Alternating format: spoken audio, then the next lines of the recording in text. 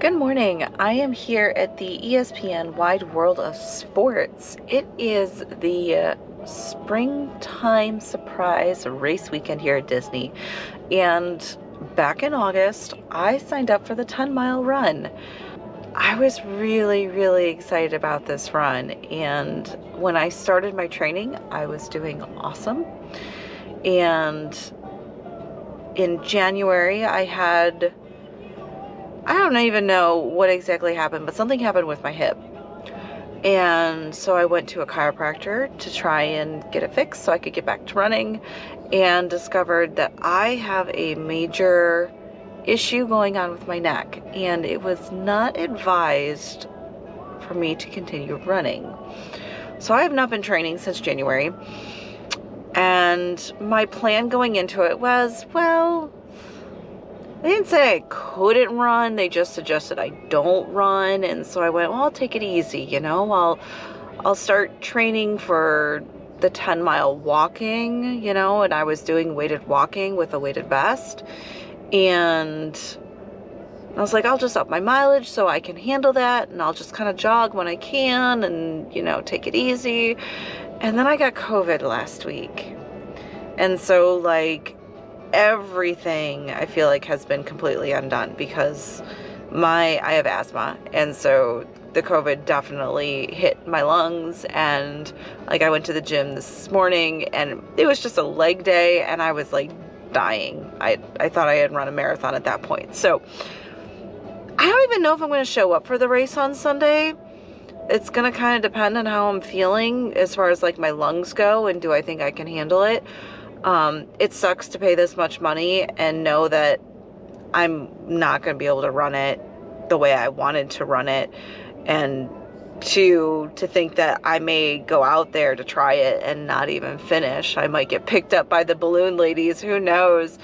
For those who may not know, if there is a time you have to complete whatever your race is, and they call them the balloon ladies. They come through with on golf carts or something with balloons tied to the back, and you have to stay ahead of them. If you fall behind, you get picked up and you don't get to finish the race. So I don't know if I'm going to run the race. I feel I have a 50-50 chance of showing up and attempting it. We did book a weekend for Josh and I at Coronado Springs, so I'm really excited about that. Even if I don't end up running the race, we're going to have a great time. We've got lots of things planned. We have reservations for Le Cellier in Canada, so I'm excited about that. So we're still going to have some good vlogs to put out for you guys. I just don't know if there's going to be any race footage on it. So let's go in, get my bib, check out the merch, and see where the weekend takes us. Hey y'all, Future Nick here. I did cut that video off kind of abruptly. I apologize for it, but originally my plan for this video for the Expo day was to do the Expo and outlet shopping, and I decided it would be way more fun to cut out the shopping, do the Expo, and then, spoiler alert, I did do the run and go over that. So let's get into what we saw at the Expo. Walking in, they had the place so decorated. It was so much fun. You could just feel this energy in the air of everybody being excited and getting hyped up, and they were ready for their runs, and they were absolutely ready for shopping. There were a lot of kids that came with the runners, and they enjoyed seeing all of these. I don't know if there were stickers on the walls or posters. I tried to get the kids out of the video, but it was pretty cool. We also got to see this backstage area of the Wide World of Sports area, and we got to see where everybody trains. So the gear was pretty awesome. It was pretty packed in there. So some of this video footage is definitely kind of split up and kind of quick. You see it for just a moment, like these Spirit jerseys here. You didn't see those for very long because there were so many people. The Corksicle cups were amazing. I loved that these Corksicle cups that you saw at the beginning had straws I love drinking out of a straw. I was so tempted to get one, but the one with the straw, those were $55, and the mugs for coffee were $45. The lounge flies were your standard $75. Super cute. One of the things that stopped me from like going crazy is while I enjoy Pixar movies, they are not my favorite movies out there. I would stick to the Disney movies over Pixar personally, but they had some really cute things. These ears were $35. I almost bought those on race day. These were really cool. The running belts. I almost bought one of these as well. Those were only $20. And the socks were so cute. But the running belt, I was like, oh, that would be useful because I could put like my inhaler in there. And I ended up just shoving everything in my pockets. They had so much stuff, you guys. There were the hats. There were all of these like track jackets. And they were the jackets were, I think the lowest one I saw was 90, but they were all like around 100, 110. They were pretty pricey, and considering I live in Florida now, I decided the last thing I needed was another jacket. They had different styles of shirts for everything. They had these ornaments. I spoiler alert, I did buy one of those. You'll see that later. But they had all of the shirts for all of the races in like many different cuts. As you can see here, this is just the springtime surprise stuff. Now we're in the 5K section. There were shirts that just said you did the 5K. There were shirts that say I did it. Here we've got the 10K gear. There were magnets for every single race. There were pins for every single race.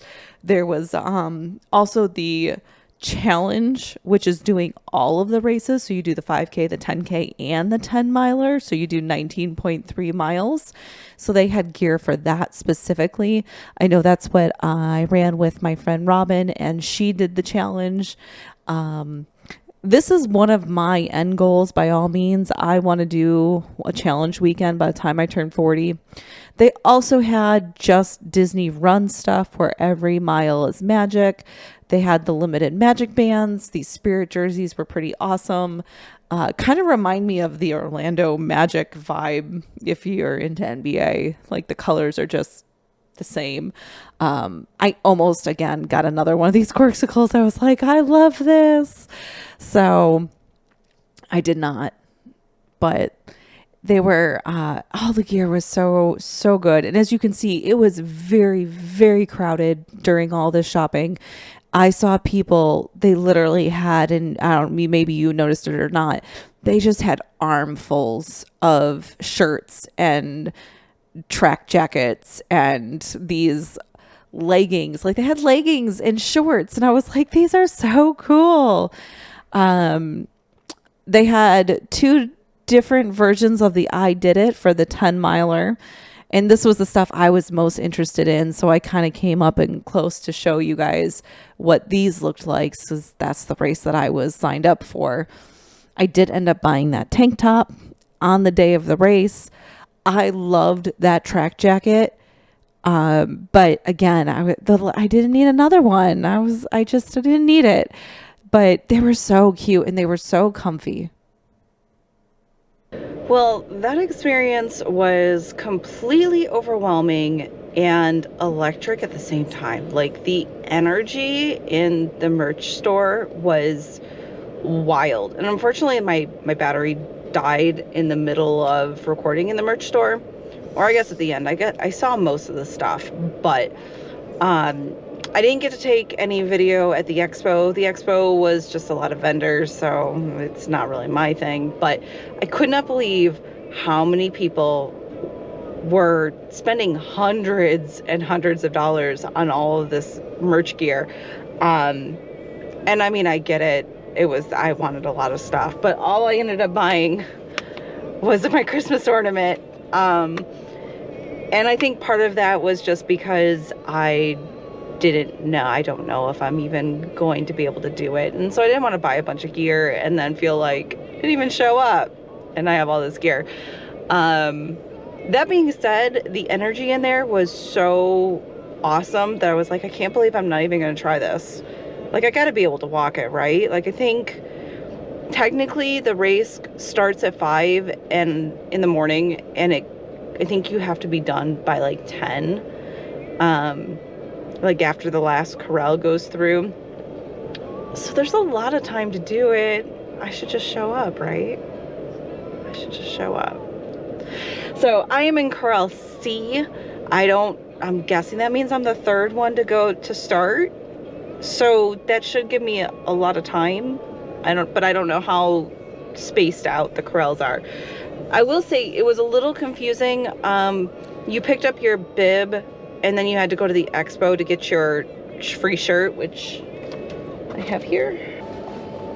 This is the free shirt that you get. The best I can hold it up in the truck. It's a really nice shirt, I will say that. It's really light. I'm gonna like wearing this. So that part wasn't real clear, but that's okay. I figured it out. It wasn't a big deal. Okay, so now let's talk about race day. Race day did come up, and my friend convinced me that I could do it. And I mean, I was leaning that way anyway, as you heard me talking about the energy and how much fun it looked like it was going to be. So I did show up for the race. I got probably about 5 hours of sleep the night before, which is pretty good because I am a night owl.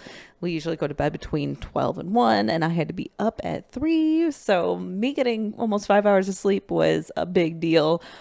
It was quite a process getting to the race. I was so glad we were on site for it. I think in the future I would consider doing the drive from home. It just means I have to leave a little bit earlier. I'd probably have to leave here at like 3 or 3:15, which means I have to be up before 3. But that being said, it was super easy for me. I was able to hop on a bus at 3:30. They bussed us over. We walked over to the starting line. We got into our corrals. It was super, super easy. They let the corrals, they would like section off groups of us. So they started with corral A, and there was just a group in A, and they would like weave this like line through in front of the people to like hold you back. And then they would, every 2 minutes, they let a group go. And once that group went, they would drop that rope and everybody would move forward, and then they'd weave another ribbon through and cut off the next section of people. So what you're going to see here is the start of my race. I did keep this video for you.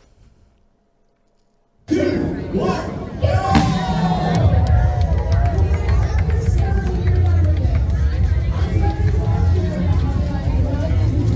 It was so interesting because once the race started, it was like adrenaline really kicked in. I no longer felt tired. I was ready to go. I had a water bottle that I carried with me for the first mile or two. And what Robin and I decided to do, because I hadn't been able to train since January, and she said she would stick with me. She said, it's fine. I've already done the 5K and the 10K. I don't need to break any records.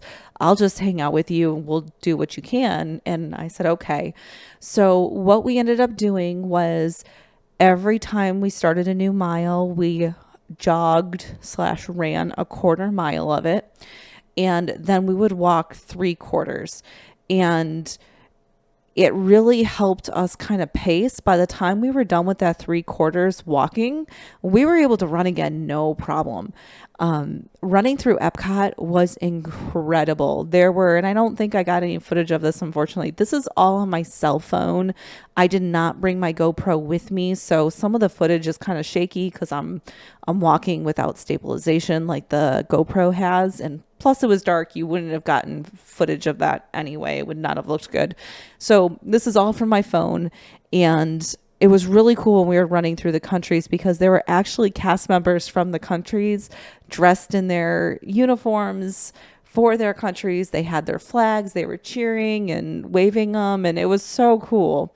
The run at the boardwalk was a little slippery. As you can kind of see, the ground is wet here. And that was because it rained the night before, and it was actually still drizzling a little bit when I left my hotel room at 3:30. And so the ground was wet. It was really, really humid. We were really thankful for all of these water stations that they had out. It was so needed. I went to the bathroom before I left my hotel room and didn't end up going to the bathroom again until after the race. So I was clearly sweating out most of my liquids. During this section, we're running from Epcot to Hollywood. They had DJs out. As you saw, there was the water station. We hit our 5K mark at that point. They had characters out the whole way through. That was our first part of the Fab Six that we saw in their fancy 100 uniforms, costumes, whatever. This was such a cool shot, was coming around this corner and seeing the Chinese theater. Man, if I could go back to just running this part of it, I would so do it again. It was incredible. There were just, the energy was just amazing. This section, when we ran through Galaxy's Edge, this was also like, we were so glad we were actually walking during this time, because as you can see here, the ground is still wet, and it was like wet. Whereas like other areas had already started drying out. And as you can see, like the sun's starting to come up a little bit. It's not as dark as it was. And like here, the ground looks relatively dry, but Galaxy's Edge, for whatever reason, I don't know if it's all the big, structures around the area, but it was just still wet. And at one point I was like, I'm going to slip just walking. This is wild. So again, we had more characters. It was always kind of fun to see, like, there's all these lines, and you could see the line before you could read the sign to know who was coming. So that was always kind of fun to see, who are you going to see? This DJ was super cool. People were stopping just to chat with her and kind of like dance around. And here we are at the halfway point. Like, it came so fast. And by the time you hit the halfway point, you're now running on the roads. And most of the roads are blocked off completely or partially. As you can see here, now we're at mile 6. This part of the run was a little bit more boring. I was thankful for the bands. I don't know if you can see this, but over on the left there's a white tent, and there was a band, and they were dressed up. She was dressed up like Jessie and had a nice Southern accent, and it was really cute. This is when I realized I was totally fine during the run. We had maintained our 1/4 mile run, 3/4 mile walk the entire time. We started out kind of slow, just because I didn't want to hurt myself. I was so worried about injuring myself, knowing that I hadn't truly trained for this. And it was at that point that I discovered we were so far ahead of the crowd. The balloon ladies were nowhere to be seen. And I realized we had all the time in the world. I could have walked the rest of this and I would have been absolutely fine. And this was mile 7. So that kind of like re-energized me a little bit, and I was like, all right, let's go. We hit this mile 7, and I was ready. So it was so good. It felt so good, and it gave me so much confidence, and I am so excited for just my next run. Not even a Disney run, but just the next one. This was a cool area because there were all these buses leaving already, the people who had already finished the race, not us. But with the sun rising, you could see Epcot in the distance. All of these buses and cars, they're all honking at us like crazy and screaming and cheering. And at this point, it was getting emotional because it was like we were almost done. We got to see Chip and Dale, and then just after seeing Chip and Dale, we hit our 8-mile mark, and it was like we only have 2 miles to go. We are so close to being done, and every time we passed more people cheering, I struggled. I struggled deep down. I was struggling. By the time I hit across that finish line, I was trying really hard not to cry. So here we are, our last mile. And our last mile, I said to Robin, I said, we're going to run a 1/4 mile. we're going to walk a half mile, we're going to run a quarter mile. And she looked at me, she goes, are you sure? I went, yeah, I'm sure. So that's what we ended up doing. And it was amazing. And I didn't get footage of this, but when we came around the corner before the finish line, they had a children's choir. Oh my gosh, they were so good. And it just really kind of pushed you through the end. As you can see here, I look like I'm in pain. I wasn't. I was just really, really emotional. So I ended up finishing with the pace that we ran at. I ended up finishing in 2 hours and 42 minutes, which is almost exactly a 16-minute pace.